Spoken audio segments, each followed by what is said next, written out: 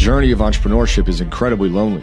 Not everyone gets it. It isolates you. It makes you different, puts you in a small cast of people. But also the things you got to deal with, not everyone can understand the responsibilities that you take on, the risks that you take on, the weight of decisions you have to take on. Whatever our more is, that's what we want to organize our life around. And the goal is to say, these are the things I want more of.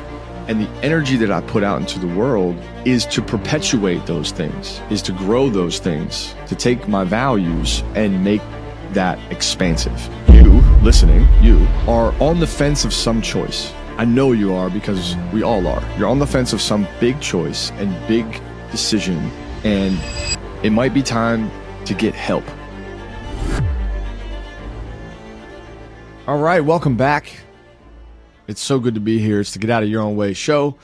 I'm here with the integrator extraordinaire. That word is not easy to say. Marty Nocchi. I'm also not sure that's the way it's pronounced. Extraordinaire? Extraordinaire.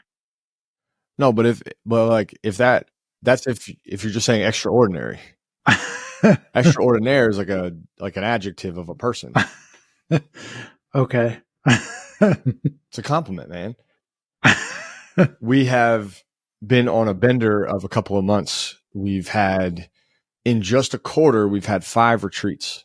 And retreats take a lot of energy. They're also the most special thing that we do when it comes to being in person with people. And on the cusp of our first international retreat down in Cabo, right after a very special retreat with a group we've been coaching for 6 months, there's been a lot of really interesting surfacings, new ideas, new content, new challenges. And today we're going to talk you through one of those that came up on a recurring basis throughout this quarter.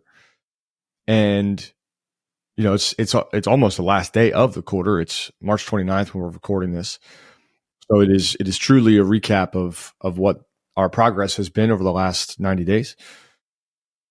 Marty, I think it's just great to start with a little bit of your perspective. We've done a lot of these retreats. They keep getting better and better.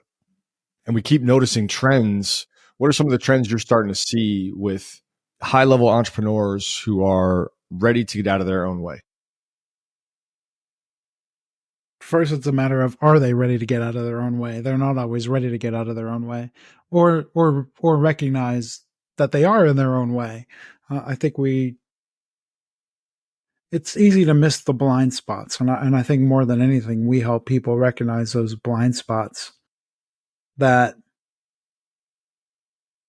and I don't know if you would agree with this, we have a tendency to make things more difficult than they need to be. Because somewhere along the line, like not we, you and me, but like we as entrepreneurs, we as like every human being out there, that we come up in our minds that you got to go like 15 different steps before you get what you want, rather than just going for what you want. It might still require 15 steps, but your eyes should be kept on what you want rather than on the 15 things you're telling yourself you need to do in order to get. Yeah, I think I would say that a little different. I was going to say you probably have a better way of saying that. Well, I think just a simple way, because when people are tuned in and listening to this stuff, I think that we're usually going to be smack dab in the middle of a lot of different podcasts, right? They're probably listening to other personal development. They're probably listening to other leaders in the space. I don't think they're only listening to us. That's it.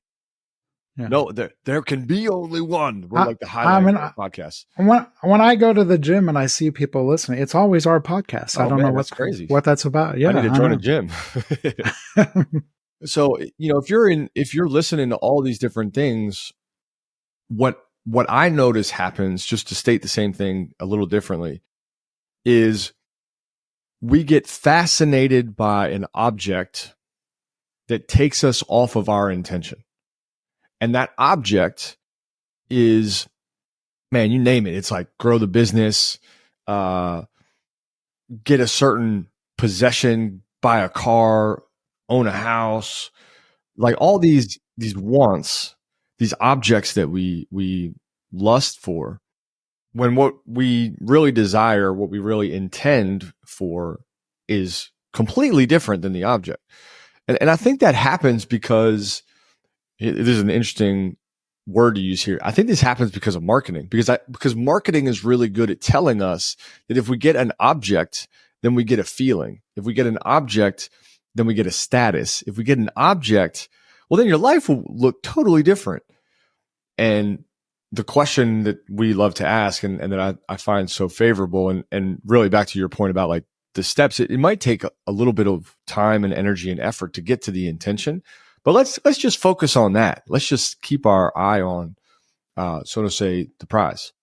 Does just kind of thinking off the top of my head based on conversations we've had, does the marketing want to try to portray this image of who we think we need to be in the world versus who we are and who we want to be? And so we end up buying into an image rather than into our own authentic self. Yeah, I think that's a great way to say it. And look, I fall prey to that all the time, where the thing that I want to be seen as somehow comes with all these conditions. That there's some kind of, I don't know, detour that I've got to take in order to get to the destination. And does the more complicated? Yeah, I'm just trying to think, like, does the detour, do we convince ourselves that the detour is somehow going to give us, again, this image that we think will eventually get us to where we want to go, rather than, I think the path is authenticity, being our authentic self. Yet we convince ourselves that we got to be these other things in order to get there, rather than just be there. Yeah. There's a quote I read. I can't remember where it came from or who said it. So good luck finding out who said it, but have you heard of this thing called Google? Yeah, well, I'm saying, like, hey, if you're listening, Google this and let us know where the quote came from. The quote was, "The highest form of success is being authentic in a world where authenticity is rare." And that was just a really cool way to put success in a unique box. I also felt that sometimes I have put authenticity down to try to play the game. And the times where I've played the game with the most fun, almost childlike joy, is when it's authentic. And it's not filtered, it's not processed, it's just enjoying the game. You know, I think to myself, though, my own experience, like, what do you do with the person who, me, who thinks they are being authentic? In reality, though, I was very much living a life that wasn't my life to live. I was not being authentic to myself. There was a disconnect between my own values and who I am as a person. And yet I tried to live an image in many ways. I didn't even recognize that I wasn't being authentic. I was being someone other than myself. And I thought that image of some sorts was the real thing, when in reality it was creating loneliness and disconnection and lack of community in my life. Even though those things were a part of it, it wasn't my authentic self showing up. I think it's a very tough question, because we can get confused about what. Right. And like 7 years ago, I couldn't even ask that question. Yeah, I mean, when you're in it, it's very difficult to know. In my opinion, after having gone through waves and waves of this, like inauthentic to authentic, inauthentic to authentic, and inauthentic is a really harsh word. Yeah, that makes it sound like you are intending to be incorrect. Correct. Or not yourself, and that's correct. Not really what's happening. I would say that it's maybe less authentic and more authentic, or maybe we can find a different word to qualify that space. But I just think I was disconnected from my own value. In our language, I was disconnected from my own values. Yeah. So I wasn't living that life. So more fully. Let's use the word incongruent, because I think that's a better. Yeah. I'm incongruent or I'm authentic. And if I look at the cycles, the wake up call, which now happens much sooner for me, was largely about the state that I feel starting something, whether that's starting a podcast or starting a lecture or starting a class or starting a retreat, because the incongruent version of me said I have to. The authentic version of me says I want to. And it's a totally different place. It's a totally different energy. And it summons really the best out of you versus what's required out of you. And that's where things get really muddied when you're just doing what's required, right? You're putting on the show. It might not feel like it's a show, but it's a show. You know, it's all a game. Yeah, it's more ego driven. Yeah. Yeah. Yeah. Our initial conversation about this show was on the idea of a false summit. And we're going to kind of break that down a little bit here. When I think of a false summit, we were having this retreat in Cabo, 12 elite entrepreneurs, all crushing it in so many ways, all of them also under 40. And we were talking through one of our pillars, especially in context to being incongruent versus being authentic. And we drew this picture on a graph on a big piece of paper stuck on a window with a gorgeous Cabo, Mexico coastline behind them. And so I want you to imagine a line, a vertical line. At the top, there's a node with the letter A. And at the bottom, there's a node with the letter Z. And then I want you to imagine that somewhere next to that vertical line, like 4 or 5 inches out, away from that line, there was another node labeled B. And I think what happens, I'll just point it from my perspective. I think what I did is I believed that to get to Z from A, if A is the starting point, I had to go to B. So I went to B and I found myself wildly incongruent because it was off the line. And the question is, well, why not just go to Z? So let me make that very crunchy and tactical, because that sounds ethereal and abstract. These points are representative of things that are real for you if you're listening. A is where you are today. B is all the shit that you tell yourself you got to get done to experience the life that you want. You need a certain net worth. You need a certain amount of income. You need a certain, caliber of friend. You need to have the look. You need to be in a certain physical fitness. Maybe you need to own the thing, the house, the car, the tech, the toys, whatever. You could almost say any statement that's when I'm this, when I'm this, when That's I'm... Right. That's right. B represents the when I get there. Yeah. And not really in a way that's like super positive either. It's the like there is represented by. So for you, it might be any of those things I just mentioned. It could also be something really simple, like, you know, when I get there could represent where you want your business to be, or how much you work, or, you know, where you live. Like there's all these conditions. And here's where it gets interesting, right? Because B is actually really, really, really far away. And you probably will connect with this, Marty. B, you can never get to B because B moves as much as we move, right? It's the goalpost that we constantly shift. So if we get closer to B, we just move B. So you might say, all right, well, I want to make $100,000 a year. I remember thinking about that. I'm like, woo, that's my whole life is going to look different when I get there. Well, you get there and then it's 150, then it's 200, then it's 250. Like it just keeps on moving. So all of a sudden, B gets further away as you get closer to it. It's the horizon.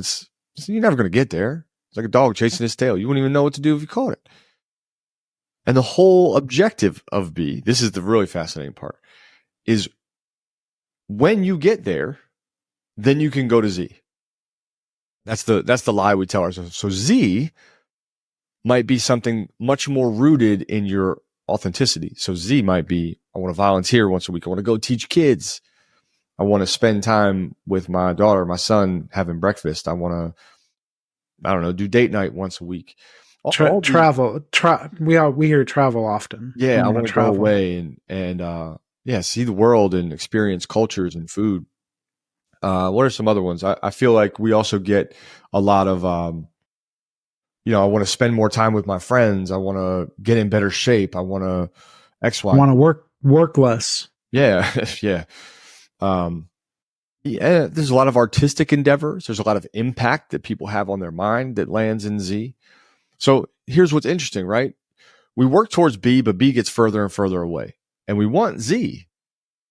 So if we're drawing this messed up triangle, the question is, why are we pursuing B in the first place? We can just go straight to Z. And that doesn't mean you're going to get it in the capacity that you might want it. In the like pursuit of your B, you might say, well, when I get to my $10 million net worth, what I want to do then is I want to volunteer, I don't know, 10 hours a week. Well, maybe let's set down this need for $10 million net worth. No one cares if you have $10 million when you volunteer. I promise you that. It's not part of the waiver that you sign when you go volunteer. And you don't need to do 10 hours a week. Could you just do one? Could you do 1 hour a month? Could you go directly to Z and begin? Can you originate what that pursuit, what that authentic version of you wants? Well, the image that comes to mind from these 5 events we did this quarter, it is kind of the look of disbelief when you put it out on paper. Yeah. And it's like, oh, it's so obvious. So obvious. What? That's what comes to mind. Just the look on their faces when we go over that. This was work with a one-on-one client. So if I had to break down a one-on-one relationship, here's what happens. Over the course of 6 months, we break down your vision and get you absolutely clear on what your vision looks like. Then with that vision, we have to rewire your habits, your patterns, your beliefs, your mindset, all those things. But with clarity, you get movement. When someone can clearly outline the life that they want, not B, when they can clearly outline Z, the life that they want, we can start making progress. We might need to hire, change the business, elevate the fitness of the individual. We might need to change the emotional and mental health of the individual because they're so wrapped up in the business. We might need to change their experiences and where they allocate their dollars. Rather than putting them towards B, we put them directly towards Z. Like all these things start to change, but that comes from clarity. Clarity creates movement. And what's fascinating is in these conversations that I'm lucky to have all the time, once we outline Z, whatever that really bright end state is, and that takes time because we got to dig through all the trauma, all the nonsense, all the stories we tell ourselves, all the reasons we say we can't have it, all that. We got to dig. But once we have that, then what's fascinating is it's usually easier than any other option. It's so easy. And I was going to say, like, at that point, does it feel so much more close than even considering a B at that point? Yeah, because again, B being this like moving target that constantly grows and expands, Z is actually like really adjacent. Like here's the way I think about it almost. If you were to draw a circle, like if you could go all the way around the circle to get from A to Z, you'd have to go through B, C, D. You have to go through all the letters, or you just go the other way. You're like, Z is the next letter, right? It's so simple. But a lot of these things are by design elusive from the perspective of the entrepreneur because they seem too easy. And I think entrepreneurs have a gift. Like anyone that's ever built a business, doesn't matter how big or small, has a something special about them. There's a gift there. You got to be able to work hard, be diligent, be thoughtful, be intentional. And sometimes the curse that comes with that is we make things really hard when it's actually really easy. We like overcomplicate and add all these steps. You want to volunteer? You don't need any criteria to volunteer, man. People need volunteers. Companies, orgs, nonprofits, they need volunteers. No criteria needed. You don't need, like if I asked the general population why they are unfit, I guarantee you no one would say, I don't know how to work out. Like you could never have worked out ever in your life, and you probably still know how to work out. So then what's the issue, right? It's a priority problem in many ways. And we've prioritized B over Z 99% of the time. I mean, I would add to that. I think there's a lot of truth to that. We're also conditioned to be linear thinkers. Like I have to go in order to get there. I think most of our schooling is about linear thinking, and we kind of lose that creative edge over the course of, especially, I mean, I have way too many years of education, but I think we lose some of that because of that. Everything's linear. So good. So good. Yeah. I think back to like, there's a strength. I mean, B comes after A, right? I got to go through B, C, D all the way through. Yeah. Yeah. It's almost like in grade school, right? You go 9th, 10th, 11th, 12th, and then you graduate high school. Well, I don't know. I don't necessarily think about this for Emerson, but I do think about this in general. If you're in 9th grade and you're running I don't know, you stumble on building a business and you build a 6-figure business, why would you keep going to school? Now, you got to have some proficiencies. I get that. Like, I'm not the guy to say like everybody can do that, but just as a mental model, the whole point of education, the whole marketing of college, for example, is this will get you a better job. That's the entire marketing. Nobody talks about it, but that's the marketing. You pay us $200,000 and you will make more money. And, you know, I think that's maybe a better example than 9th to 12th. Like, okay, you're finishing high school and you already have $100,000, $200,000 a year business. Well, why would you go to college? You're in it. You're doing it. You're doing the thing.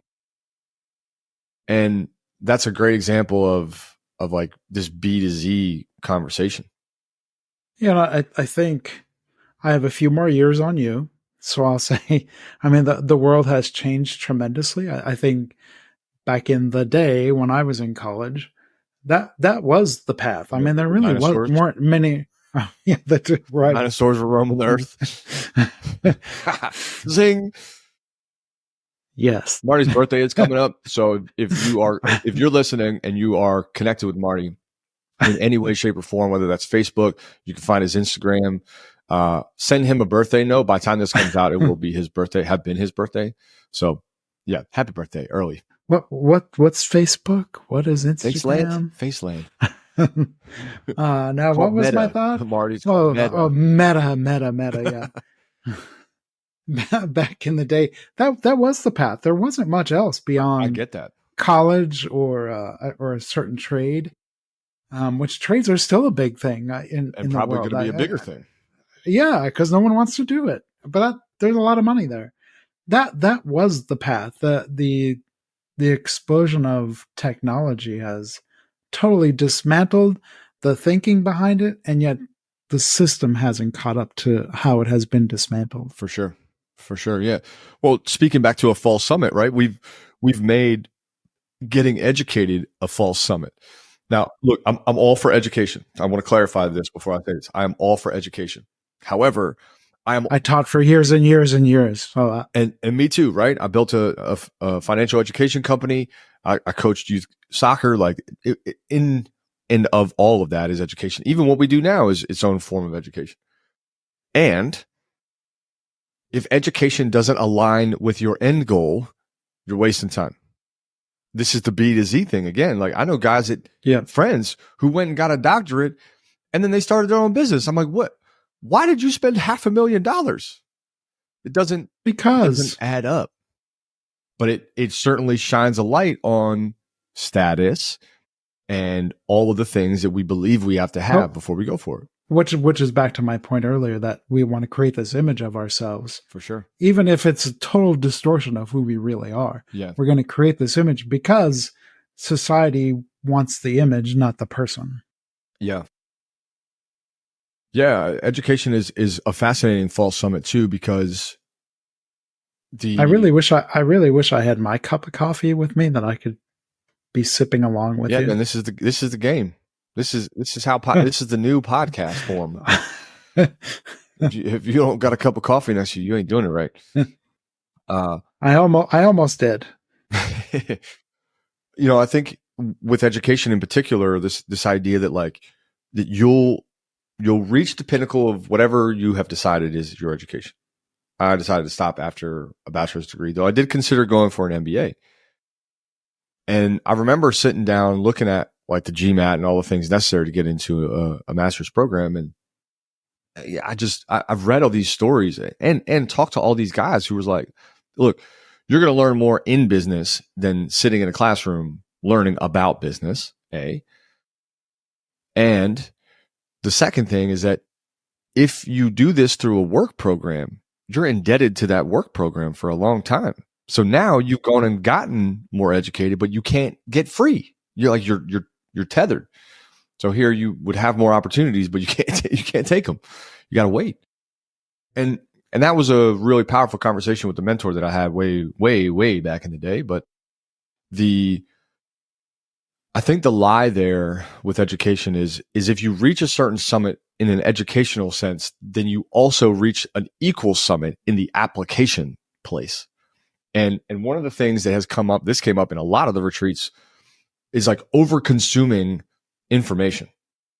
And I went through a season of like, man, I've read like 50 books in a year. I was crunching on courses and all kinds of stuff. I think that was the year I actually built a travel hacking course to teach people about credit cards and points. But it was so much learning and very little doing. And education has a place in my heart for when it becomes very active learning and active doing versus just information. But I have known many people, and I think many of our clients have gotten in this game of like, well, I need to learn more. I need more information before I move, which puts it back in a false summit. Like you're going to get to this place and think it's the top of the mountain and realize you're actually at the bottom.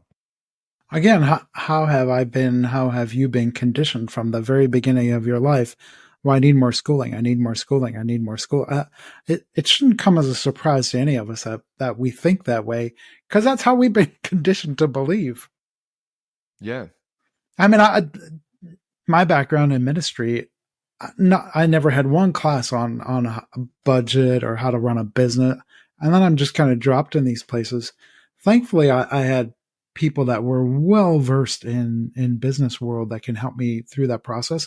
I learned more from them than I ever could have in a classroom. No doubt. About how to do it, because then you're forced to do it. Yeah. We would go into schools and say, hey, we've got a financial education program. And the answer we got was like, look, it's not on the test. I'm like, what do you mean it's not on the test? It's on the test. This is going to be tested every year when you do your taxes and every 2 weeks when you get your paycheck. It is the test. What do you mean it's not on the test? And incredibly frustrating, but also revealing of this like summit exchange. And if you've ever been hiking, I'm just thinking before you move on there, you and I have talked about this before. The only class that mattered in high school was typing. That's the only class that has come in handy. Yeah. Yeah. Show me how to use a keyboard so I can type 80 words. Correct.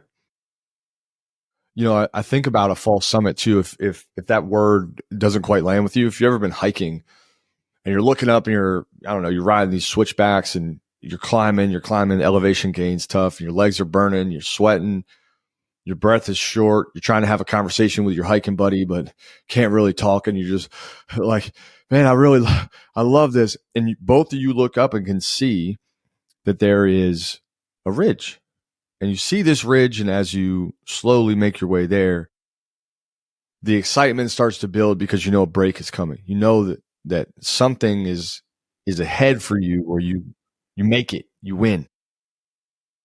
And as you get closer and closer and closer to it, your excitement rises, and all of a sudden you round this like final rock, climb over the big structure, and you recognize that all you are at is a plateau. That's all it is. It's just a flat spot behind a hill that you couldn't see that there's a whole other 1,000 feet of elevation behind. It's disappointing. And it, as your breath is accelerated, you like can't even describe the disappointment, because now the wind just got knocked out of you again. You're not done. It almost can feel like in that moment in the hike, how are we going to finish this? Like, how am I going to get there? Because I'm tired. I would add another twist to that. I told you my story of hiking Cadillac Mountain up in Maine. And it happened to be foggy at the top of the mountain. And I did not know that when I started. What I was just thinking of, how easy it is to not enjoy the journey because I just want to get there. I just want to get there. I just want to get there. I totally missed the experience of climbing it because all I wanted to do was get to the top. It wasn't until I was on my way down where I started to notice things, started to look at the environment around me. It's also really easy to not enjoy the journey because I get so fixated on getting there. Get to the top. Yeah, get to the top. Yeah. Which only adds to the disappointment. Yeah. When you get there, you're like, oh man, this ain't the top. This sucks. This is it. So then you got to ramp up again, and you got to ramp up your energy. You got to ramp up your focus. And you might sit down, you have a Cliff Bar, get some water in you. But usually when you're sitting down after a hike that's intense, where you have hit that false summit. Is Cliff Bar a sponsor of ours? Do you know? Cliff, please call us. I would love to talk to Cliff. The moment is a confusing one because you have to decide if you have what it takes to get to the next level, right? The next summit. And do you even want it? And do you want to go? And this is where the ego starts to really play in. Like, oh no, we got this. Like, we can't stop now. And there's just a lot of parallels. I would say that if I had to connect this to business, it's a very similar sense. You're out of breath, you're tired, and you reach some big milestone in your business, your company, in your personal growth, in your relationship, whatever it is. And there's this resplendent pause. It's a beautiful thing because you've hit the goal. It's also kind of disappointing because you're not having fun along the way. You've worked really hard to get to this summit, and all of a sudden you realize that you got to start over. Like, I love setting revenue goals for the year, but every year they start over. It's not a perpetual thing that really buys you into a process. And then you get there, and all of a sudden you're at a plateau. Well, what do I do now, and where do we go next? And I thought this was going to be it. I thought I'd feel different. And I'm a big believer in you gotta love the process. That's one of the key lines is I thought I'd feel different. Totally.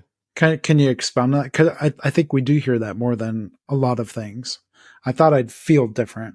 It's a great question. I think the feeling that we're all looking at is fulfilled. I thought I'd be fulfilled. I thought this would fill an empty cup. I thought that this work that was hollow and was empty would change when I got to a certain place. I thought that I would fall back in love with this. I thought that I would be able to celebrate and pause and be present and enjoy this. But most of the time, we hit that false summit and it's immediately back in. We don't even stop to pause. Yeah. And it's not because we can't, because we haven't built that internal mechanism to be able to stop and pause and celebrate and enjoy it. I think some of the other feelings, though, are a bit more desperate. I thought I'd be celebrated. I thought people would admire me. I thought I'd be respected and honored for what I've done and what I've created. Yeah, still looking from that outward validation. I thought you'd be proud of me. Yeah, that was a big one for me. I wanted my parents, my friends to say hey, we're proud of you. Never came. And it's not their fault, right? It's not their fault. That's my job to do for myself. But that was part of the false summit is I wanted that. I think another one was I want to feel, because I've hit this level, I want to feel infinite. I want to feel accomplished. I want to feel like I've dominated. And sometimes that can exist, right? But I actually think that those moments happen more along the way than they do at the top. Like, as a former athlete, that was a big thing. You have a really good game. You feel great afterwards. Win a championship, feel great afterwards. Then you get right back to it. But I think in business, it's a little bit more challenging to find the good game moments because you kind of never know that you're winning. And that's probably the feeling that we're looking for is okay, I have a feeling of winning. And in reality, you don't, because there's no way to really know if you, here's what happens. Yeah. And what does that even really mean? That's what I'm saying. Like the only way to really gauge the win is an internal thing. But the lie that we live is, well, actually, if I compare myself to that person, I'm not winning anymore. If I compare myself to that person, I'm crushing it, but I'm not going to compare myself to them because that's silly. I'm going to compare myself to someone that's 10 times as high. Now I got to go climb again.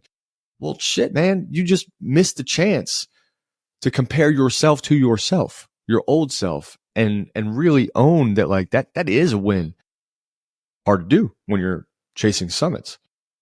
I think another one that is a kind of a really deep one is.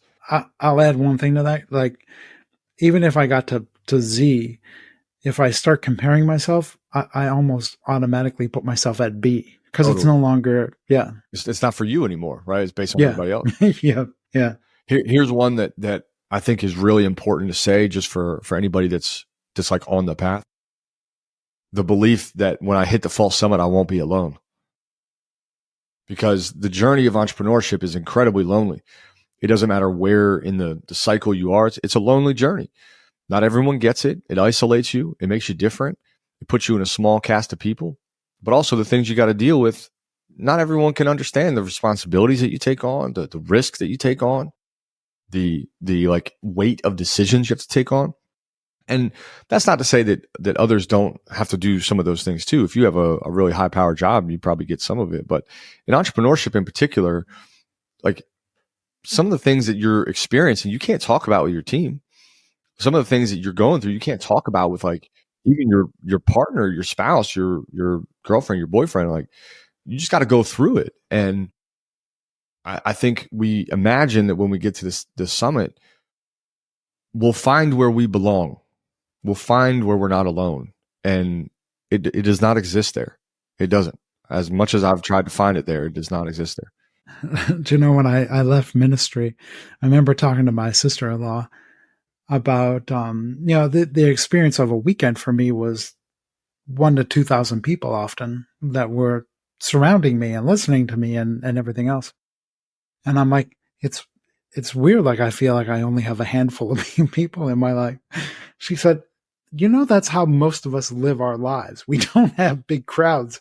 And I'm like, are we waiting for this big crowd to be there when we finally get there, cheering us on and moving us?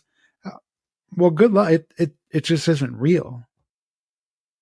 You're not going to be in you might be in a stadium. You probably won't be in a stadium with people cheering you on. Yeah. And even if you were, what happens when they go away? Yeah, and you could still feel lonely in the midst of all of that. I have. Ask me. Yeah, me too. I have, yeah.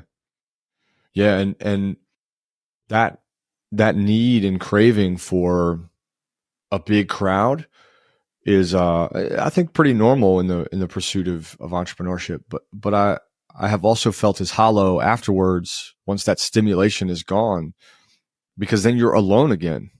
Like and maybe there's some false summiting in that, like I need to be celebrated. I want everyone to be here and to really anchor it in. But I also find that the summit or the process that really matters is based on how you are alone. Yeah. That's where it really becomes truth. Yeah. Even thinking back to the beginning of this quarter, one of the people on retreat who had hiked Kilimanjaro, you could hike with a group, but in the end, it's still you individually stepping on that summit by yourself in that moment. No one else could stand on that summit with you at that moment. It's you. And how can you stand there by yourself and be okay with that? Yeah, I am reminded of the number of people over the last, just this quarter. So let's see. That's easily 50 people at various retreats. No, way more than that. Probably 100 double. People. Correct. If we just look at January, it's probably 50 to 75. Yeah. Probably 100 people that came to retreats in just this quarter. Mind you, last year we did 6 retreats. This quarter we did 5. Like, it's room for us to celebrate a little bit. Does that make us crazy? I don't know, but we can. Yeah, maybe. Yeah, actually. Maybe not diagnosable. You never know. But out of those 100 people, I think we're all 100 of them are in the pursuit of more. And the question that we're really asking here, the idea of a false summit is like, well, tell me what you want more of. And we're going to ask you why. So you say you want more revenue. Okay, why? Well, with more revenue, you can hire more. Okay, why? Why do you want to hire more? Well, if I hire more, I won't have to work as much. Okay, why? Because I work 60 hours a week. Okay, why? And you keep asking these whys. I work too much. Okay, well, what would you do if you didn't have to work so much? And usually we find an interesting space here, because as entrepreneurs, what we are really good at is building and creating. What we are bad at is building and creating a life beyond our business. Someone asked me the other day my hobbies, and my life has gone through a lot of change in the last several years. But it took me a minute to really get into my hobbies. Like, I had to think about it, right? Like, I'm passionate about what we do. Is the podcast a hobby or is it a business move? Well, it's sort of both. But if I look at the other hobbies outside of that, if I look at being a dad, if I look at reading, if I look at art and painting, if I look at playing soccer and playing volleyball, if I look at I look behind you and see Legos. I was just gonna say Legos because I got one here that's nagging me to finish it. But like these things, right? Watching movies and designing and thinking, like whatever it is, running, working out, like whatever our more is, that's what we want to organize our life around. And to go back to this idea of being incongruent or authentic, the goal is to say, these are the things I want more of. And the energy that I put out into the world is to perpetuate those things, is to grow those things, to take my values and make that expansive. And I find that the most amazing people, your values are your own to figure out. Like, we can help you figure it out. If you'd like one of our tools, it's on discovering values. Send us a DM or a message and we'll send you the tool, because you got to know your values. But the whole purpose of business is to expand the community, the team, the neighborhood, the entrepreneur, so that they your tribe, your tribe.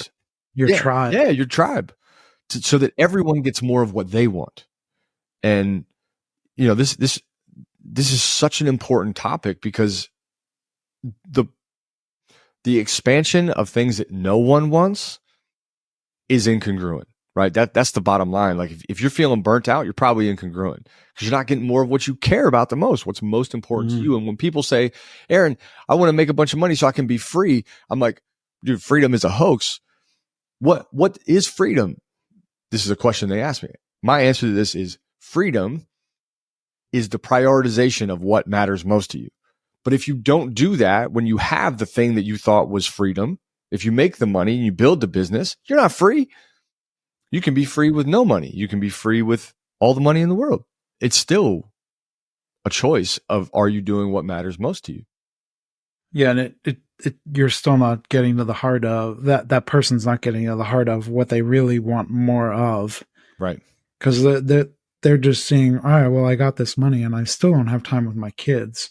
And just to kind of bring it back full circle as well, that more is also where we get caught in the trap of marketing as well. Marketing feeds on this idea that we need more of something to be happy, to be healthier, to be whatever. That's where we often fall into that trap, because we don't clearly understand what we want more of. Yeah. Yeah, it's a tricky question, because there is a resource game, right? We have to play the resource game of, like, money's a thing. Yeah. And you might need to grow the business before you get there, but we can start the engines for some of those mores. And also, I think it's worth questioning all the things you say you want more of. Like, people, it also contextualizes it when it really starts to get difficult in the process of growing. Mm-hmm. It allows you to keep your eye on what that is that you want it more of originally, that the heart of it, right? So that it gives you the perseverance to push through there. Well, that's ultimately the basis of our work, right? Let's get a clear vision so that you understand when it gets hard what we're marching towards. And that gives you criteria.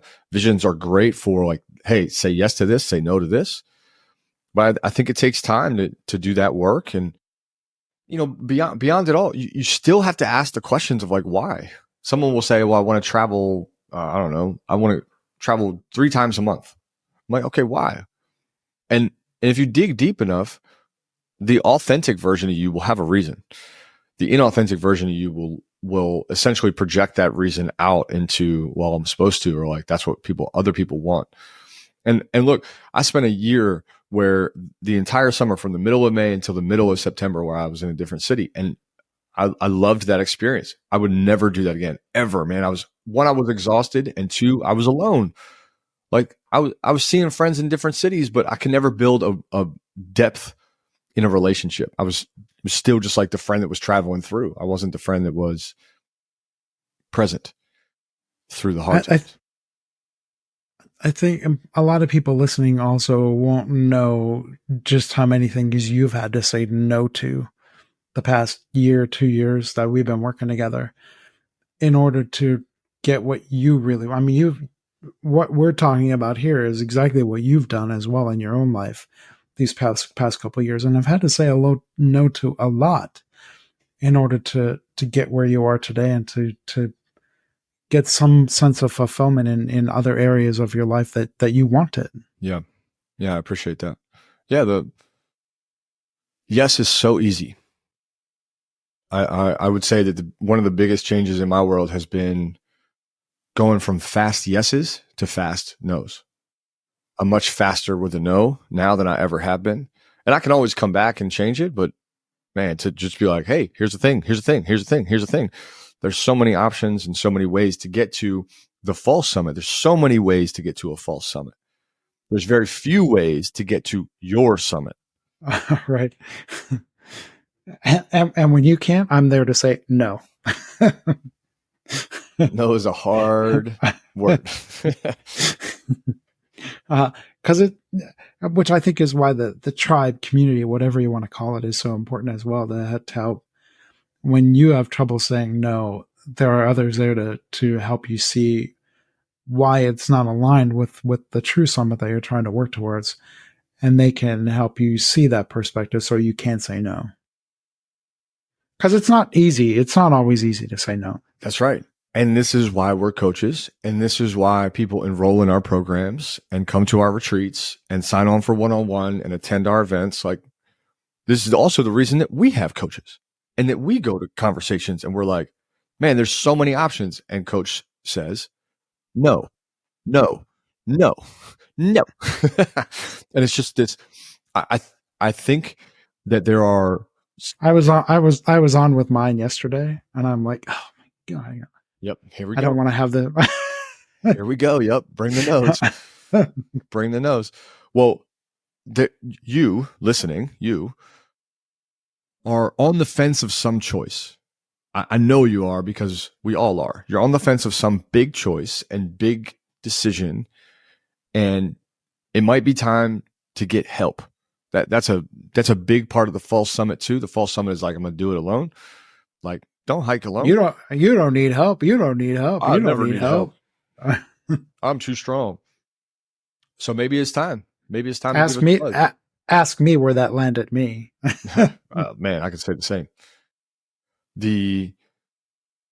So it might be time. It might be time. And look, you don't have to say yes to any of our programs or any of our retreats. You don't have to buy anything from us. Just reach out to us and set up a dialogue. Send us a message on Instagram. Like, where are you that you feel lost? What's the B that you're chasing? And what's the Z that you want? If you can even articulate that, you're making serious, serious progress. And we're here to help you. I've jumped on 3-4 calls the last week. I don't think anything's moving forward with enrollment or jumping on anything that we do, but that's what we do, is we give, and we have systems in place and structures and tools to help you. So if you're on the fence and you're like, man, if I call you, I have to buy it. No, you don't have to do anything. Just raise your hand and ask for help. We are here to help. That's why we started this. That's why we continue to do this. This is a mission-led company, a mission-led organization, a mission-led duo that is here today. That will And help. heck, if we think you'd be better with someone else, we'll help you get to that someone else. Oh man, all the time. Actually, I had a call with someone who was like, "Hey, I signed on with another coach. It's not really going well. Could you help?" And am I cheating on my coach? I'm like, no. It sounds like you're asking for help. And we had a great conversation. And then I gave them the tools to go back to their coach and have a different conversation. And it is what it is. Like we're here to help. So face your fear, raise your hand, identify that you might be chasing a false summit. You might be incongruent with the things that you want the most, the things you want more of. And then send us a note. You can follow us, send me a message. I'm on Instagram at Aaron Velke, just AARON, V as in victory, ELKY. You can go to our website, getoutofyourownway.coach. If you want to come to a retreat, if you want to come to an event, you can ask us about it. But on the website, you can also book a call with us and just have a conversation. And in that 30 minutes, we can help you dial in where the problem might be and where some opportunity for change might be. Marty, on Instagram, your handle? Marty Nocchi. Can you spell it? Marty. No, I don't know how to spell my name. Is it because you skipped 11th grade? Correct. Yeah. At Marty, I'm assuming you know how to spell that. Marty. Nocchi, Nocchi. That one's important to spell. Yeah. All my social media is the same. Yeah. Yeah. Look, it's probably the right time to get out of your own way. And we like to say that look, you're the biggest problem, and we like to help you solve your biggest problem, which is you. So if you're here, if you're tuned in, we appreciate you listening. If you like this episode, we got plenty more. We got meditations. We have live coaching calls if you want to see what that coaching is like. If you want to learn more about yourself, there's episodes with experts in their field to help you get deeper into your own understanding of what you're chasing and how to grow. We've also got calls like this or podcasts like this where Marty and I to get better understand our own weirdness, our own. And so between all of these things, do you think they wonder, like, what is it like working with the two of these? Oh, I think they know that it's a lot of fun. Like we obviously have a lot of fun. True. Because you have a lot more fun when you're authentic. Like that's how I would summate that, right? If you're just you can have a lot of fun. Oh yeah. And we allow each other to be authentic. Yeah. Your authentic self. So you got meditations, you've got coaching calls, you've got. I believe they're called Meditations with Marty. They are. I just sit in the backdrop and fall asleep in my chair. One day we'll release the video of some of those. I hope they never reach the surface. If you want to see something comical, though, send us a message and we will send you the video of me falling asleep in my chair to a meditation. And almost falling off the chair. That is factually correct, but in legend, not true.